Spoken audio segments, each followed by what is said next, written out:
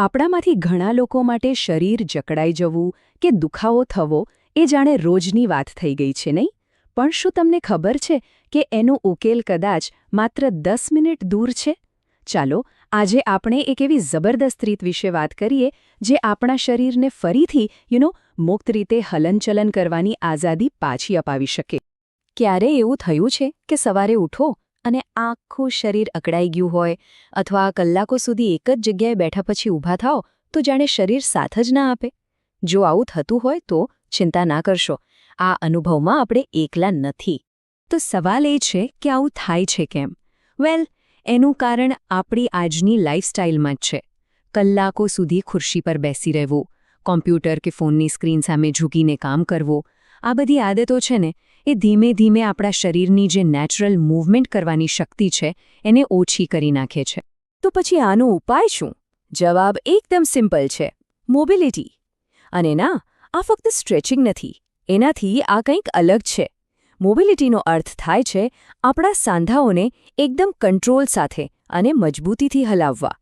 ચલો આને જરા ડિટેલમાં સમજીએ. એકદમ સાદા શબ્દોમાં કહું તો મોબિલિટી એટલે આપણા સાંધાઓને એમની પૂરેપૂરી રેન્જમાં આપણા પોતાના કંટ્રોલથી એક્ટિવલી હલાવવાની ક્ષમતા. જેમ કે વિચારો કે આપણે હાથ ગોળ ફેરવીએ પણ એકદમ ધીમે ધીમે અને પૂરા કંટ્રોલ સાથે. બસ આ જ છે મોબિલિટી. હવે મોટાભાગના લોકો મોબિલિટી અને ફ્લેક્સિબિલિટીને એક જ માની લે છે, પણ એમાં મોટો ફરક છે. જો ફ્લેક્સિબિલિટી એટલે શું? કોઈ સ્નાયુને ખેંચવાની ક્ષમતા, જ્યારે મોબિલિટી એનાથી આગળ છે. એમાં સાંધાને એક્ટિવલી એટલે કે તાકાત વાપરીને ગતિમાં લાવવાનો હોય છે. એમાં સ્નાયુ અને સાંધા બંને સાથે મળીને કામ કરે છે. અને જો આપણે રેગ્યુલરલી મોબિલિટી ટ્રેનિંગ કરીએ ને તો એના ફાયદા તો જબરદસ્ત છે. એનાથી ખાલી શરીરની જકડન અને દુખાવો જ નથી જતો, પણ આપણું પોસ્ચર સુધરે છે, ઈજા થવાના ચાન્સ ઘટી જાય છે અને લાંબા સમય સુધી આપણું શરીર એકદમ ફિટ અને એક્ટિવ રહે છે. ખરેખર આ એક ગેમ ચેન્જર છે. સારું, તો આટલા બધા ફાયદા છે, પણ એને મેળવવા માટે કરવું શું? તો ચાલો હવે આપણે એક એવા સિમ્પલ 10 મિનિટના રૂટીન પર આવીએ જેની ખાસ વાત એ છે કે એના માટે કોઈ જ સાધનની જરૂર નથી અને તે ગમે ત્યાં ગમે ત્યારે કરી શકાય છે. ઓકે, તો આપણે શરૂઆત કરીશું શરીરના એવા ભાગથી જ્યાં સૌથી વધારે સ્ટ્રેસ અને તણાવ ભેગો થાય છે. હા, ગરદન અને ખભા. આખો દિવસ કમ્પ્યુટર સામે બેસીને આ ભાગ સૌથી વધારે અકળાઈ જાય છે, ખરું ને? તો સૌથી પહેલાં એકદમ ધીમે ધીમે ગરદનને ગોળ ફેરવો, જાણે હવામાં કોઈ સર્કલ બનાવી રહ્યા હોઈએ. બંને બાજુ 4-5 વાર. પછી આવે છે શોલ્ડર રોલ્સ. ખભાને ધીમેથી ઉપર લઈ જાઓ, પછી પાછળ અને પછી નીચે. અને છેલ્લે હાથને એકદમ ઢીલા છોડીને આગળ પાછળ ઝુલાવો. બસ એક વાત યાદ રાખવાની: બધી જ મૂવમેન્ટ્સ એકદમ ધીમી અને કંટ્રોલ્ડ હોવી જોઈએ, કોઈ ઉતાવળ નહીં. ચાલો હવે ગરદન અને ખભા પછી આપણે શરીરના સેન્ટર પર આવીએ, એટલે કે આપણી કરોડરજ્જુ અને કોર મસલ્સ પર. આ આખા શરીરનો પાયો છે જે આપણને બેલેન્સ અને સ્ટેબિલિટી આપે છે. આના માટે 2 બહુ જ સરસ એક્સરસાઇઝ છે. પહેલી છે કેટ કાઉ. એમાં આપણે 4 પગે બિલાડી જેવી પોઝિશનમાં આવીને શ્વાસ લેતી વખતે પીઠને ઉપરની તરફ લઈ જવાની અને શ્વાસ છોડતી વખતે નીચે. બીજી છે વર્લ્ડ્સ ગ્રેટેસ્ટ સ્ટ્રેચ. નામ જેવું જ કામ છે એનું.